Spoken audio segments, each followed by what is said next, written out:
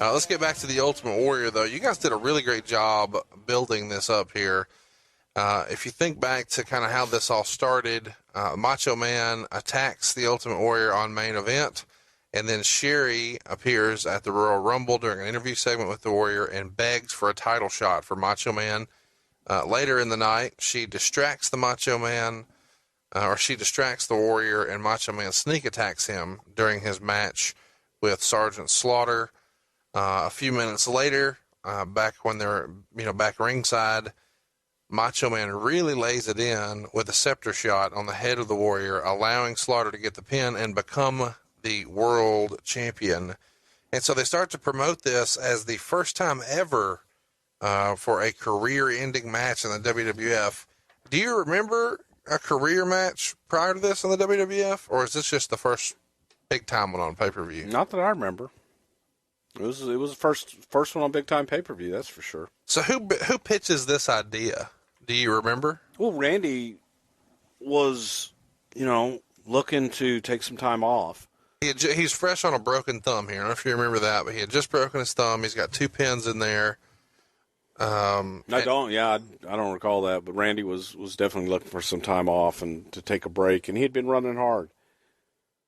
And so when you say take a break, he just wanted to come off the road for a little bit and be a spokesman for the company. He wanted to do commentary, or do you remember what the real plan was at this time? I think at the time it was to be a spokesman, but actually at the time was for him to take some time off and get away from the business for a little while and then come back and be a spokesman. And then, I don't know that it was ever necessarily one of the things I hate about stipulations like this is I don't think that it was ever really the intention that Randy was going to retire and be gone forever. There was always the thought that, well, he'll be back. Yeah, Meltzer, I know you love this, but Jesus. He suggested that, maybe one of the ideas would be there would be like a letter writing campaign to get Macho Man reinstated. And you guys would request, if you'd like for him to be reinstated, send your, note to blah, blah, blah as a way to capture addresses for mailing addresses so you guys could send them catalogs and stuff and market stuff. He certainly did something like that the year before with the tugboat Hulk Hogan situation. Yeah, definitely. We did do that. Whose idea was that? 'Cause What? That's pretty genius. Oof.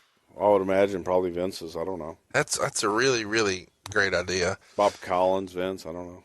Okay, so let's get into the match. Sherri and Macho Man are carried out on thrones for this. It's a pretty cool spectacle. Any memories of that idea, or maybe funny stories of carrying them around, maybe mishaps or guys who went on to be something like Cena was with Punk at that one WrestleMania, or DDP was for the Honky Tonk Man? I don't think any of the guys that carried Randy out that night went on to any kind of stardom, but it was, the sedan, as we called it. The sedan. Yes, it was a sedan, and it looked heavy. It was. It was heavy without anybody on it. Yeah. And then you had 2 human bodies on it, and it got a little tricky sometimes. And those guys were always afraid for their life that they may dump Randall or Sherri somewhere. And Randall, babies. Warrior trunks have been a topic of debate here for a long time amongst us fans. The rumors and innuendo on the back of his trunks that night were the World Wrestling Federation heavyweight title, and the words means much more than this. And a lot of people said that was a way of taking a dig at him either not being in the main event or the title picture, or trying to stress that his match was more important. Dig or no dig? Well, I think it's silly that anyone would even think it's a dig, because you're talking about the context of the match. You're talking about someone's career versus a championship. And giving importance to that match, his career meant more than a championship. Right. So it was just simply, in the context of the match, the career and the warrior and all that to him was much more important than a belt or a championship. That's all it meant. This is the first time we saw the Ultimate Warrior wear a duster that I remember, and commentary makes a really big deal about his knee pads having a picture of Macho Man's face on one and his on the other. is this a little bit of a ripoff of Rick Rude? Rude really made this famous, having airbrushed gear custom for the match. That's what kind of this felt like to me. Would you disagree? I don't know yeah, I don't know. I mean, okay, this is fun. So Sherri was decked out. Well, I know. I mean, you're asking me, was I in Jim Hellwig's head to know that he was going to get back at Rick Rude and go to an airbrush? I never said it was getting back at. I wanted to know if the boys thought, oh, he's doing the Rude gimmick. It was kind of his gimmick at the time. Was he there? Was he there? Fuck this. Was he there? No, he had gone, so it wasn't his gimmick there anymore, so... He wasn't there for anybody to compare to. And, Rob Van Dam did it. So was Rob Van Dam a rip-off of Rick Rude? Yes. Okay. Glad we had this talk. Rob Van Dam didn't wear his opponent's stuff and make match-specific stuff. Okay. All right. Never mind. This isn't so much fun sometimes. Sherri was decked out this night. Feel my pain. I always thought she never got her just due. What can you, as somebody who was there, testify that Sherri really meant to the matches? Oh, Sherri was great. The boys, if you ask any of the boys who they'd rather work with, all of them would rather work with Sherri Martel. She was... Rather than anybody. Okay. You could have a match with Sherri. She'd sell and make you sell, and it'd be believable. But Sherri was a huge integral part of the Macho King and the sensational Queen Sherri. She just was great at everything she did. She added to that package. She reacted to every little thing and accented the match and didn't steal from it. These guys would wrestle the next year at SummerSlam, and looking back at this match, I still think this particular match is the best match of the Ultimate Warrior's career. Would you agree with that? Probably so. Probably the best match Warrior ever had. So I want to kind of talk about some of the match. Cool spot here. Randy does a crossbody. Warrior catches him, but stands him up and then slaps him. It really added to the story that, Warrior's the bigger, stronger guy. And around this time, Gorilla starts really reiterating, this is the largest pay-per-view audience in the history of pay-per-view. There's no way he would have known that at that point, right? This is just a line from Vince. I'm sorry, you're asking me to tell you what line Vince gave? No. You know what that was in reference to? Was we were broadcasting that to the troops all over the world. So the audience was the largest audience because of the number of troops and where we were broadcasting. We broadcasted it for free on the Armed Forces Radio or whatever. Yeah. We broadcasted it live all over the world, and so the audience was huge. As far as pay-per-view buys, no, at that time it was WrestleMania V. We're never getting away from the way you split hairs here, just so you know. Well, no, the audience was the largest. I get that. It was because we were broadcasting. What does it sound like we're talking about right now, though? It sounds just like attendance and tickets sold. No, that's what you choose to pull out of it. He said it was the largest pay-per-view audience, and you're saying, was it pay-per-view? You didn't say pay-per-view buys. So it was the largest pay-per-view audience. How is it pay-per-view if no one's paying?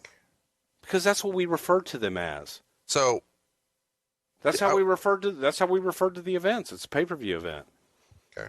So because it's a pay-per-view event, should have just been a per-view. It was broad. There's no pay, so he should have just said this is the largest per-view audience in the history of per-view. But it wasn't. Yeah, anyway. It was. No, it wasn't. Yes, it was. Sherri's wearing some super revealing stuff here, and I think around this time she started to really push the edge with some of her outfits, thongs and stuff like this. Is it fair to say this is like the precursor for the Attitude Era? There was a series of matches here where she'd be stripped down to bra and panties and stuff like that, and that was kind of pushing the edge here for WWF at the time. Do you remember that being a conscious decision, and who would have been the person who says, why don't we show a little cheek here, pal? Well, a lot of that usually was Sherri's volunteering it. But I don't think there was necessarily a conscious effort to go, let's do bra and panties. As a matter of fact, it was probably the other way, kind of shying away from that. Right. But I know Sherri always used to like to do that, and I never liked the guys putting their hands on women anyway. In general, that's tough to sell. It's just a tough sell. I don't care where you are and what you're doing. Heel, babyface. That was always the excuse. Well, she's a heel, so it's okay to do whatever you want to, too. Whose excuse was that? That's everybody's excuse. It would be the talent's excuse to say, well, she's a heel. You can go ahead and get away with it. And because the audience popped, it's okay. She's a heel. It's okay. I just never liked it, but, sometimes they did it. Warrior pushes Sherri here when they're on the outside. Pushes her pretty hard and pushes her down, and it's not even addressed at the time. So what you're saying holds water. Well, is this the first time you remember this many finishing moves being used over and over and over and it not finishing? It feels a lot like now you see guys hit a move a dozen times and then they still kick out. But back in those days, it was unique because usually when a guy hits his finisher, that was it, and you work to the finish. And these guys wanted to do something different, and career match that they wanted to make it special and just be able to go out and make it different. It's time for the pin now, and after all these finishing moves, Warrior wins with just a foot on the chest for the pin. Your thoughts? Hated it. I thought it was disrespectful to Randy Savage, the performer. I thought it was disrespectful to Randy Savage, the man. I also believe that it was probably Randy Savage's call. Knowing Randy. And knowing how Randy was a firm believer of win him in the ring, lose him in the ring. You win him 1, 2, 3, you lose him 1, 2, 3, right in the middle. And I could see Randy basically anointing the Warrior and saying, you know what, beat me, stand over me, and be the man.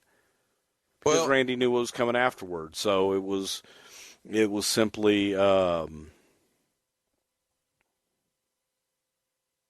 simply a way to get Warrior over. As if that's not enough, Warrior takes a victory lap around to the corners, and then again comes back to the center to put a foot on the chest.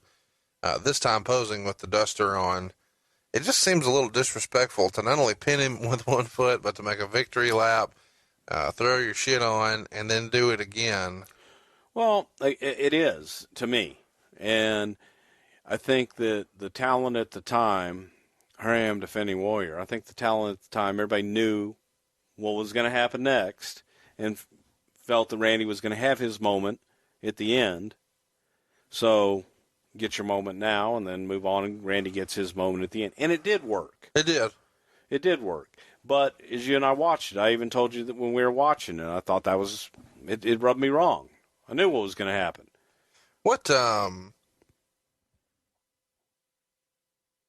I'm curious the thinking that goes into what happens next. Sherri attacks the Macho Man after the match. She's upset that he's lost, seemingly, because of the impact it'll have on her career. And then, of course, Liz, who they showed in the crowd, a good ways away from the ring, 2 rows back down the aisle. She comes to the rescue and throws Sherri out of the ring by her hair, and the crowd goes nuts for them to reunite. Women in the crowd are crying everywhere, and then they reunite, and he embraces her, puts her up on the shoulder, and then when it's time for them to leave, he used to make her hold the ropes open for him, and this time he opens them real big for her. And the replay they show on the pay-per-view isn't of the match at all, but it's of him picking her up. So he started the match as a heel, worked as a heel, cheating and chairs and all this stuff. But then Liz comes back to him, so now he's a babyface. Has this ever happened before? It's a pretty interesting dynamic that a guy can, start as a heel and work as a heel the entire time, but because a woman likes him, he's a babyface. Well, it really speaks to the power of Liz. It spoke to the power of the couple. Mm-hmm. It spoke to the package of Randy and Elizabeth through the years. That was a unit that, God, they were iconic. Huge heels, huge baby faces, and Liz was never really a heel.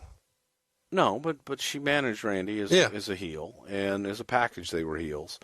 And it just was, come on, man, they were iconic, and everyone loved Liz.